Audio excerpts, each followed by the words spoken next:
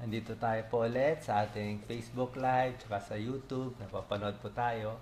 Masayang-masaya tayo ngayon. Ang guest natin, napakagaling na ophthalmologist, ay doctor na magbibigay ng mga libreng payo para sa inyo. Kasama natin ating kaibigan, Dr. Yul Doroteo, isang ophthalmologist. Nag-train siya sa UP College of Medicine, sa PGH din. Doon nag-train si Dr. Yul Doroteo. At nag-fellow siya, nag-aral siya sa University of Texas abroad ng Neuro-Ophthalmology. At si Dr. Yul din ngayon ang project director ng SEATCA, Southeast Asia Tobacco Control Alliance. At awardee natin sa Health and Lifestyle Award kamakailan lang. Dahil sa mga ginagawa niya, hindi lang pagpayo sa mata, pati pagtulong dito sa tobacco control. Ngayon sa part 2, Doctor, ang dami nagtatanong sa atin. Actually, more than 1,000 questions. Ang tanong nila yung laging nagluluha ang mata o may puwing ang mata. Ano ba yun? Laging ganun ang tanong eh. We have dozens. Oo. Nagluluha or napupuwing. Well, Parang laging may puwing kahit walang puwing. yung pagluluha po might be separate, might be related dun sa puwing, no? So, unahin muna natin yung pagluluha lang. Ang pagluluha po is really because nagda-dry po ang mata natin most of the time. Bihira po yung luha ng luha dahil ang tear glands natin ay nag-overproduce. Usually, it's because natutuyo yung ating mata. So, ang compensation ng katawan is gumawa ng luha para mabasa. Kasi delikado po pag natutuyo ang mata natin. So, bakit natutuyo ang mata? Karamihan po, mga older patients because as we grow older, humihina po ang tear production natin. No? So, nagdadry yung mata. There are others naman na caused po by inflammation. No? Namamaga po yung mga talukap ng mata natin. So, nagkakaroon po ng imbalance dun sa composition ng luha. No? Baka hindi alam ng ating nanonood, ang luha natin ay hindi lang tubig. No? Tubig, also, asin. Ano ba ito? may konting sodium. It also contains oil and mucin. No? Oil and mucin. Plus the water, no? Yung aqueous layer. So, 3 layers po yan. And yung oil po is actually on the surface so that it will prevent evaporation. No?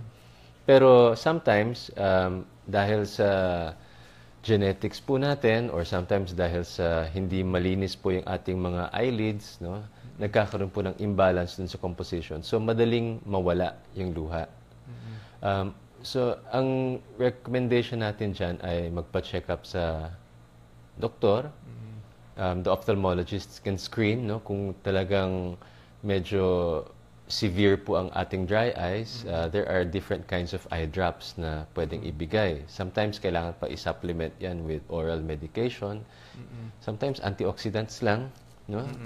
So, palagay natin yung laging dry eyes. Siyempre, yung mga may edad. Ako nga, medyo may dry eyes na. Pero yung mga pag nanunuyo yung mata, yung mga bata, pwede ba yung laging exposed sa hangin, sa aircon? O pag natutulog, medyo nakadilat? May ganun, di ba? Meron ganun. So yung mga nakadilat, pa-observe natin sa mga kasama sa bahay. In that case, if they really habitually sleep with their eyes open, nilalagyan po ng ointment yan, no, para hindi tuyo ang cornea. Tapos minsan tinitape pa ng pasara habang tulog. Pero yung mga younger patients, karamihan, actually ngayon, nagre-reklamo niyan, mga nasa call center. Sila po ay nasa malamig, no? Nasa aircon palagi. Minsan, nasa harap ng computer, so hindi sila kumukurap, nakafocus sila, so nakadilat ang mata, naka-expose sa malamig. It's the same effect as mahangin o masyadong mainit, natutuyo din po ang mata. So eye drops din ang Anong reseta eye po drops dyan. yung nilalagay para sa natutuyong mata? Yung iba kasi ang alam lang yung mga hindi na natin babanggitin. Oo, yung mga E and V. Yung mga ENV. Actually, we Eye don't... mo tsaka Vicin. Sinabi na rin, no? Hindi naman, hindi, I mean, para saan mo na yon? So, ang IMO and Vicin, Kasi maraming misconception, lahat puro yun na lang binibili. Kahit ano makitang sakit sa mata, yun nang yun. Opo. Which is, alam natin, mali naman at hindi tumutugma. Para saan muna siya? Ang advertisement nga niyan is, it gets the red out, di ba? Yeah. So, ang content niyan is a vasoconstrictor. Anong Ibig po vasoconstrictor? sabihin yan, ang blood vessels natin na medyo nag-e-expand kaya namumula ang mata natin, pag pinatakan po ng vasoconstrictor, lumiliit, no? So, kumukonti yung pula. Nawawala yung pula. Nawawala yung pula. Which is good. Which is okay, pero cosmetic lang yun. Pampaganda lang. Maganda po ang itsura natin at hindi nakakatakot yung mapula ang mata. Pero hindi siya nakakagamot ng panunuyo ng mata. No? So what you need actually is a lubricant. And maraming klaseng over-the-counter lahat Like po yan. Cellufresh. Cellufresh is one of them. There are ginagamit others, ko. Gentil, Systane. Kahit ano, meron bang mura na pang dry eyes? Wala pong murang eye drops ngayon. Kahit sa generic? Walang generic. Walang generic niyan. No? Merong vitamins para sa mata? Sabi mo, So, antioxidants can help. No? Vitamin So, vitamin E, vitamin C, omega-3. may tulong din sa mata. Opo, yes. But for those that have severe dry eye, no, sometimes we have to treat with other kinds of eye drops as well as sometimes sometimes may surgery, no, to put plugs dun sa drainage sa tear duct natin, no. So kung mild or moderate, pwedeng eye drops po yan. Pero yung severe, yung talagang mahapdi palagi, namumula na dahil sa sakit, laging nagluluha, kailangan po ng check-up po yan. So, iwas dun sa lagi nakatapat sa aircon? Yes, o sa hangin. electric fan, sa kotse, no? Yung aircon ng kotse. Maraming mga jeepney drivers, yung mga conductor, yung naglalakad, mga construction worker, hindi lang mapula ang mata, meron silang pugita. Yes, oo. So, balikan ko lang yung yung foreign body muna, Foreign no? body. So, Sa related tuwing- din ito sa mga construction workers natin, no? So, yung tear duct, ito ang tear duct, no? So, nanggagaling po dito sa tear gland ang ating luha, and then nababasa po ang mata, and then ito po yung tear duct natin, no? Dito lumalabas yung luha at pumapasok sa ilong natin. Kaya actually, pag tayo ay umiiyak, di ba, parang sinisipon tayo. Pag sobrang iyak, that's because yung luha pumapasok sa ilong at napapasinghot tayo. So, pag severe dry eyes, sometimes nilalagyan ito ng plug para hindi madaling mag-drain yung luha at mabasa ang mata. Yung foreign body sensation, nararamdaman po yan pag nagda-dry ang mata, so posible po yun. But there are others na pag persistent, laging may nararamdaman. No? That might mean na talagang may foreign body. Pwedeng may pumasok sa mata, pwedeng pilik mata. Sometimes may mga nagko-contact lens ka, hindi nila alam na may contact lens na naiwan doon. Or sometimes it's pag nahanginan, may buhangin na pumasok po sa mata. Kailangan tanggalin natin yon kung hindi nawawala. Anong first aid din, Doc, doon sa mga buhangin sa mata? Hindi natin maiwasan, mauso sa Pilipinas. So, yung iba nakikita natin, kusot ng kusot agad, di ba? Wag natin gagawin yon. So, anong first aid pag natamaan ng buhangin o wag naman mga ibang particles pa? Yes. Oo. So, huhugasan po natin ang mata natin. Yung iba, pwedeng idilat yan sa palanggana. No? Okay. Kung madali lang kasing nasa ibabaw lang siya, nawawala po yun. Sometimes, kailangan sa ilalim ng gripo, i-flush lang siya. Running water lang. Running water. No? Wag na wag po magkukusot kasi kung may maliit na bato, for example, na iwan dun sa loob po ng talukap, at kayo po ay nagkusot, pwedeng magasgas itong cornea ng mata. Masakit itong cornea, po yan. magagasgas. Magagasgas po yan. Lalabo na yung mata. Bukod sa lalabo, masakit po talaga yon. No? So, kailangan po ma-check up po natin yan. Kung may naiwan talagang foreign body at nararamdaman nyo tuwing kayo ay kumukurap, our advice is ipikit lang po ang mata, tapos i-tape ninyo or hawakan ninyo para hindi maidilat. Kasi tuwing didilat at sasara, lalong magagasgas din. No? And then check up po kaagad kasi baka madali naman tanggalin. Yung mga may Sisilipin dry eyes na nanunuyo yung mata, tapos kadalasan nakabuka yung mata, pwede ba i-tape yun? Pwedeng i-tape yun. Ginagawa po natin yan for patients who have, for example, Bell's palsy or thyroid eye disease, no, na nakaluwa ang mata. So pag natutulog, lalagyan ng tape? Lalagyan ng tape yun sa gabi. Oo. Ointment muna bago i-tape. Ointment muna dito sa para hindi eye ointment. Tapos yung pugita, pterygium, So, maraming merong pterygium. Ang pugita po, no, is actually a growth, no. Tumutubo yan dito sa puti ng mata natin, sa gilid ng itim ng mata. So pwede dito sa gilid, no, o banda dito sa malapit sa ilong. Kung maliit lang po siya, hindi na natin inooperahan yan, no. Sinasabihan lang namin patient na ito po ay dahil sa exposure sa araw, sa UV, at magsuot po ng sunglasses para hindi lalong lumaki. Pero kung malaki na po siya at umabot na po dito sa itim ng mata, natatakpan na po yung itim ng mata, kung sobrang laki at nahaharangan na po ang paningin ng pasyente, yun po yung inooperahan para makakita ng maayos.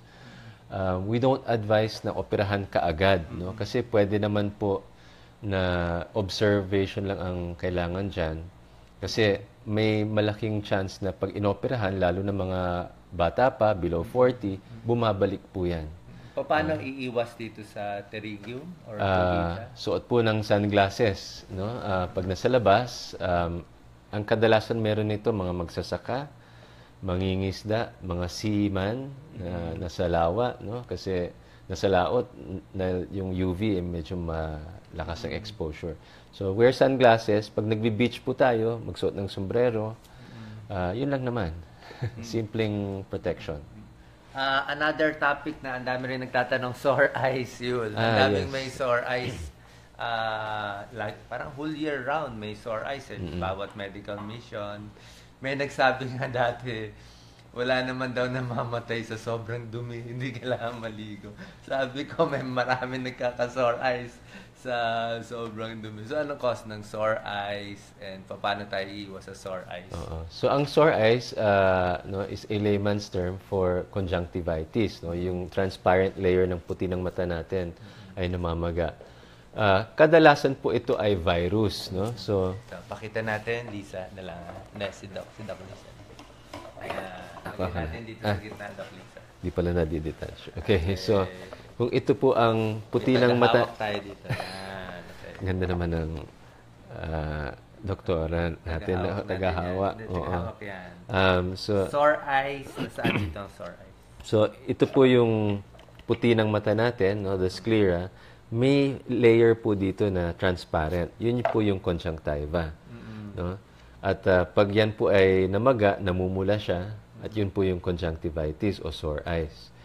Ang most common cause niyan is viral, no? So may virus na infection at inaantay lang po natin na kalabanin yan ng ating immune system para mawala. So ang average is about 1 week.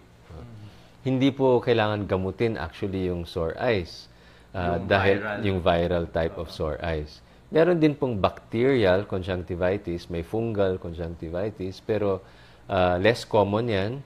At yun po, kailangan ng antibiotics. No? Paano malalaman kung viral na sore eyes or bacterial na kailangan ng gamot na sore eyes? So, i-check up po yan sa ophthalmologist. No? What we do is, aside from looking at the eyeball, we actually also look at the conjunctiva na nasa ilalim ng talukap ng mata.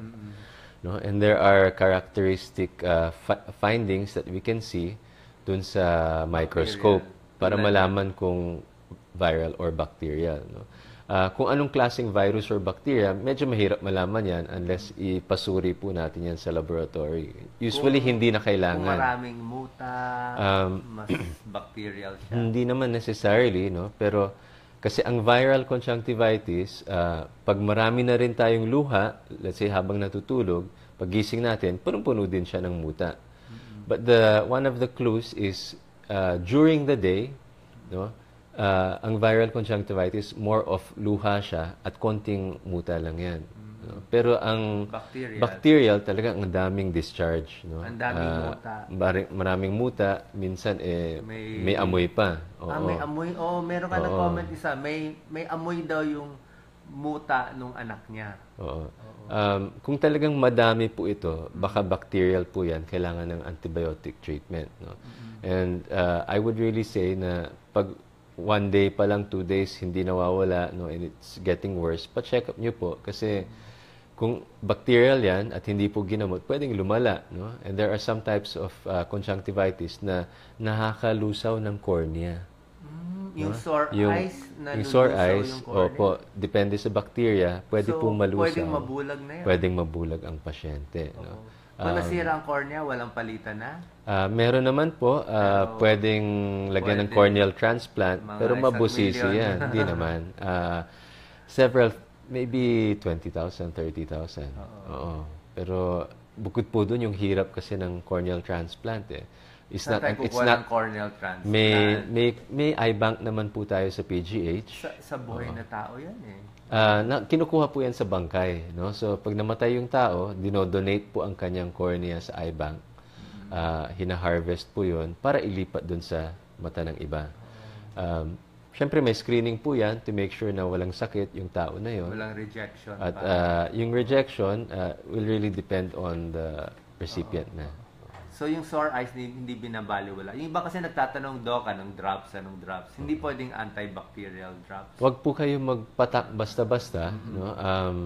Anong problem kung nagpatak sila basta? Kung antibiotic drops lang po ang ipapatak nyo, most likely wala naman po magiging problema. But most of the time, may steroids yun eh. May steroids na combination. No? At yun, kasi nakasanayan ng ibang patient na combination antibiotic steroid ang pinapatak. So tuwing namumula, magpapatak sila. Ang danger po niyan, dalawa. One is you can develop cataract. No? So steroid-induced cataract po yun. Steroids na pinapatak, pwede mag-cause ng cataract. Opo.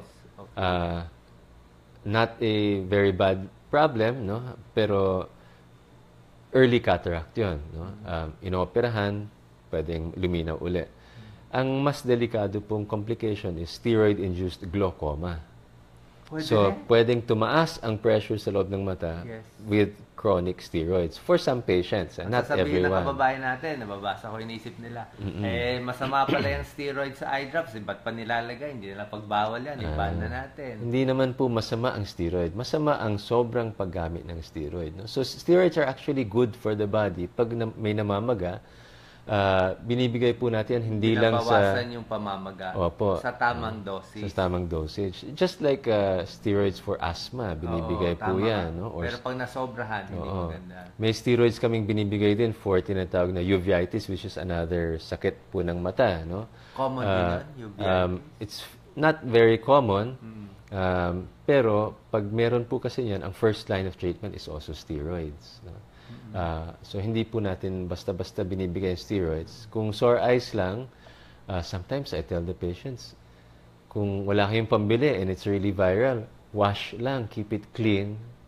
Gagaling din po yan in about a week or so. Yes, tama-tama yung sinabi ni Dr. Yul Doroteo, wash lang, maghilamos. Nag-post ako na isang araw, maghilamos araw-araw, 2 times a day. Siyempre, maraming kababayan natin sasabihin, bawal maghilamos kasi mabubulag ka. Bawal maghilamos, mapapasma itong mata natin, di ba? Baka daw mapasma siya. Baka, oo. Anong mangyayari ba? Kaya paano daw buong araw siya nagtatrabaho, pagod yung mata niya, tapos wag daw babasain sa gabi ang mata. Baka daw mabulag, lumabo ang lens. Proven daw yan, sabi ng iba. Hindi ko po alam kung saan nila na-prove yun, no? Pero sabi ng lola nila. Opo. Based naman po sa mga studies that have been done to try to prove or disprove that, mukhang hindi naman po totoo. Kasi tubig lang naman panghilamos mo eh. Opo. Tsaka hindi mo naman talaga binabasang-basa yung mata eh. Ang binabasa mo naman yung itong labas, di ba? Yung Opo. eyelid, Yes. yung pilik mata. So, actually, we recommend nga na hugasan ang mata. No? Kahit na pagod, wala naman po magiging masamang problema dun sa mata pag naghilamos. And Pero yung paniniwala kasi nandun. Oo. How do we dispel that na maraming may ganung paniniwala? Almost 20%. ako po, naghihilamos pag kailangan maghilamos, Oo. pagod o hindi. Tsaka pag hindi maghihilamos, ang problema nga, maraming muta at madalas nagkakaroon itong kuliti, Yes. di ba? Actually, dapat nga Ilang talaga... araw lang hindi ka maghilamos, magkakakuliti na eh. So, bakit po nagkakaroon ng kuliti? Parang pimple po yan, na-infect po yung ating mga oil glands. So, kumbaga parang nagkaroon tayo ng pigsa, pero nasa talukap ng mata. Para iwasan nga yan, dapat talaga maghilamos para matanggal po lahat ng dumi. Kung talagang oily pa nga ang skin natin, more than twice a day pa, maybe 3 or 4 times a day, dapat Paano ang maghilamos. tamang paghilamos ng mata para hindi magkaroon ng kuliti? Parang ito si doktora, madalas magkakuliti kasi may eyeliner minsan eh. O yan, no? Diba sa kababaihan, common yan. Well, that can happen, no? Pag hindi po natatanggal ng maayos yung makeup sa mata, no? So those who have very oily skin, ina-advise nga namin na wag na mag-eyeliner eh. As a means of preventing yung kulite. Ang paghilamos po niyan is the normal way, no? Basta nakapikit po. Anong sabon? Johnson's Baby It doesn't Lotion? matter po kung Johnson's anong Baby klaseng Lotion? Baby shampoo? baby shampoo. Ina-advise namin ang baby shampoo, not necessarily Johnson's, kahit anong brand po, no? Ang baby shampoo kasi is mild. So, pag pumasok siya sa mata, pwedeng hindi masyadong mahapde. Kaya no? sabi Yun nila, lang no ang tears purpose. now. Pwede Opo. sa buhok, pati yung buhok ng pilikmata. Yes, oo. Tsaka minsan yung pilikmata natin, may parang mga balakubak siya. Ano ba yung parang So, balakubak sa mata? well, that's... ano yun, di ba? Makati. Okay na po siguro. Okay. Oo. So, yan po ay related din sa kulite, no? Pag kitang-kita nyo po na may parang balakubak yung inyong mga pilikmata, dapat yan ang sinashampoo talaga, no? So, paano sinashampoo? Lagyan natin ng cotton buds. So, let's say, ito yung mga eyelashes. Ang ganda ng eyelashes niya, no? Pag yan po ay visible na talaga ang balakubak, ang pag-shampoo po niyan, pipikit po. Sige, ako na lang ang model. Pipikit po kayo, tapos, lagyan nyo ng shampoo and water, no? So, ina-advise namin, half shampoo, half water. Habang medyo bula ang shampoo sa palad natin, pipikit po tayo, tapos... Kamay ang gagamitin. Oo, kamay ang gagamitin, daliri. Kasi pag gumamit po tayo ng cotton buds, hindi nyo nararamdaman kung ano yung dulo ng cotton buds. At pwedeng masundot yung mata. No? So, with the eyes closed, that's one safety factor. The other one is yung fingertip natin, nararamdaman natin kung saan tayo naglilinis. And then, i-shampoo lang yung pilik mata. And then, hilamos po ng tubig, tapos na. Ganun kasimple. Twice a day should be sufficient. No? Walang pasma yun. Oo, at walang pasma yun. Kailangan talaga hilamos. Kasi minsan pag hindi ka lang maligo o hindi maghilamos, maglalabasan talaga yung bacterial growth dadami sa katawan natin. Lalo na pollution natin ngayon. Kailangan Grabe tayo, yung pollution pag nagbiyahe natin. tayo, nagko-commute tayo, pagdating sa bahay, maghilamos. Sa mata, any final tips? Anong kakainin nila? Anong mga safety? Anong carrots? Vitamin A? Lutein? Green leafy vegetables. Eat a healthy diet. No? Kung ano po ang sinasuggest nyo for maintenance of a healthy body, kasama din po dyan ang mata. So, green leafy vegetables, less on unhealthy food, no? So, iwas tayo sa diabetes. So, iwas nga sa soda and sugary drinks. Iwas sa fatty foods. And then exercise. Kasi a healthy body will also give you healthy eyesight. Okay.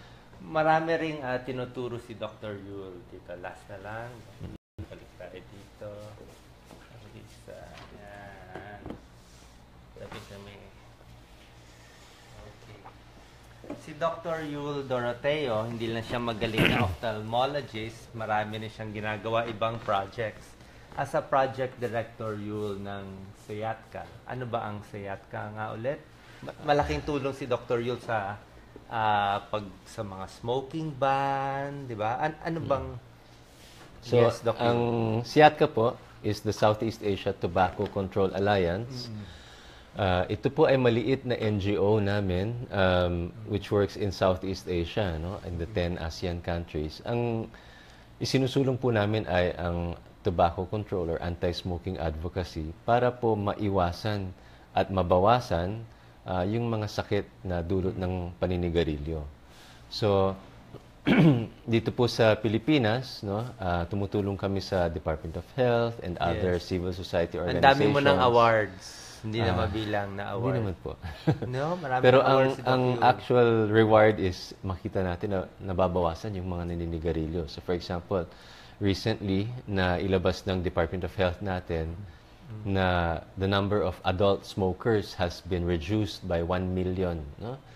It used to be about 17 million, now it's about 16 million. Dahil mahal na ang Dahil presyo nung... tumaas po yung Presyo ng presyo ng sigarilyo dahil sa sin tax natin noong 2013.